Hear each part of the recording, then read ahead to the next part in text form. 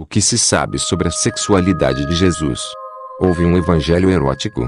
Entre os muitos mistérios contidos nos evangelhos cristãos e suas ainda muitas perguntas sem respostas, acredita-se que pode ter existido um evangelho secreto de Marcos, anterior ao que hoje conhecemos como um dos 4 evangelhos canônicos e considerado o mais antigo. E até mesmo um evangelho erótico.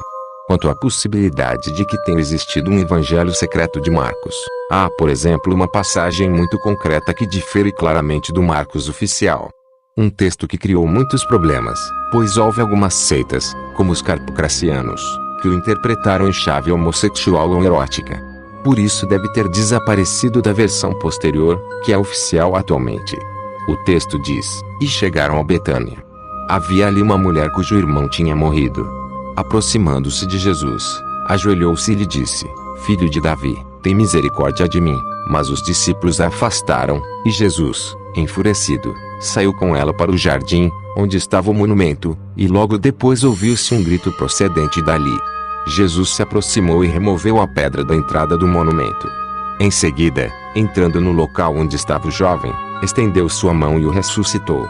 Levantando os olhos, o jovem o amou e começou a lhe pedir que o deixasse ficar com ele.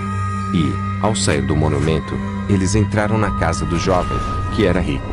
Passados 6 dias, Jesus lhe disse o que tinha que fazer e, durante a noite, o jovem veio até ele, usando um vestido de linho sobre seu corpo nu.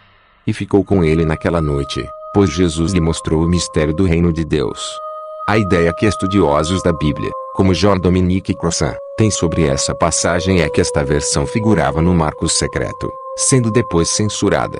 Acredita-se que poderia ser um texto usado durante o ritual nudista do batismo, razão pela qual alguns fiéis teriam lhe dado uma interpretação de tipo erótica.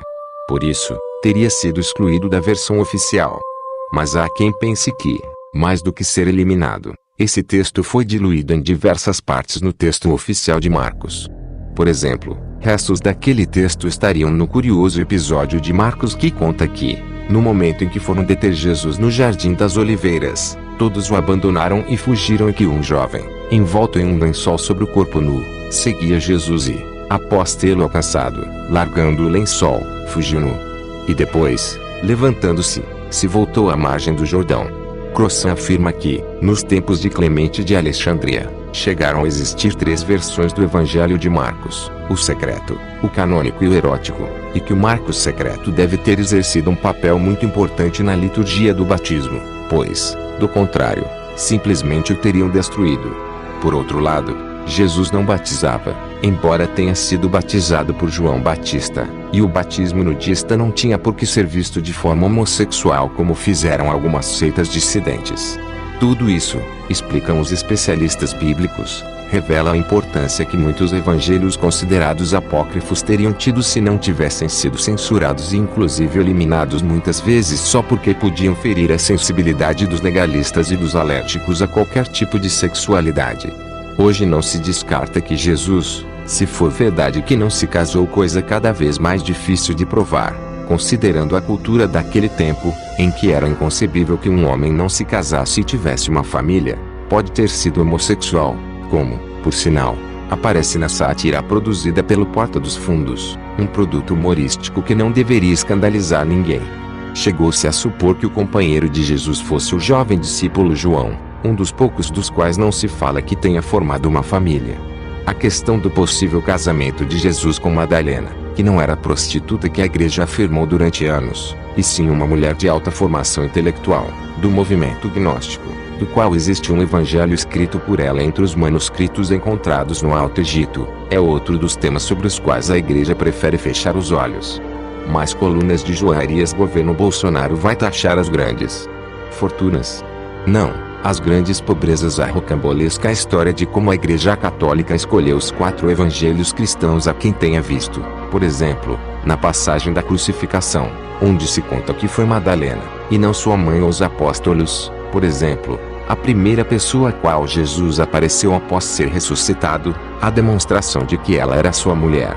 Até mesmo São Tomás de Aquino, doutor da igreja, atormentava-se pensando por que Jesus não tinha aparecido primeiro aos apóstolos e o havia feito a uma mulher, já que, além disso, naquele tempo o testemunho de uma mulher não tinha valor nem durante um julgamento. Não se acreditava na palavra da mulher. Jesus, que já havia quebrado todos os preconceitos burgueses e culturais para pregar a força da liberdade do espírito, quis naquele momento fundamental, como foi a passagem da morte à vida, deixar o registro, ainda que de maneira metafórica, de que ele não aceitava preconceitos sociais. E que se para ele não existia diferença entre judeus e gentios, entre justos e pecadores, tampouco existia entre homem e mulher. Foi para outra mulher, a samaritana, perto de um poço, que revelou que chegaria o dia em que os filhos de Deus não precisariam disputar templos e catedrais para a adoração de Deus, renderiam culto em seu próprio coração e na liberdade de espírito. Os evangelhos que a Bíblia Católica nos oferece são uma fonte de sabedoria antiga e moderna ao mesmo tempo. Apesar de terem sido censurados, a maioria dos outros evangelhos existentes nos primeiros anos e séculos do cristianismo constituem ainda hoje não só uma importante fonte literária, mas libertadora de tabus. Basta ter a coragem de lê-los sem preconceitos, sem artifícios de sacerdotes e pastores.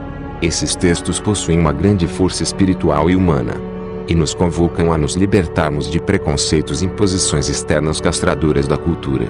Querer domesticá-los e usá-los para acorrentar consciência seria o maior pecado, para o qual Jesus dizia que não havia perdão. Inscreva-se no canal para receber nossos vídeos. Deixe seu like, compartilhe com amigos, ative as notificações. Até a próxima.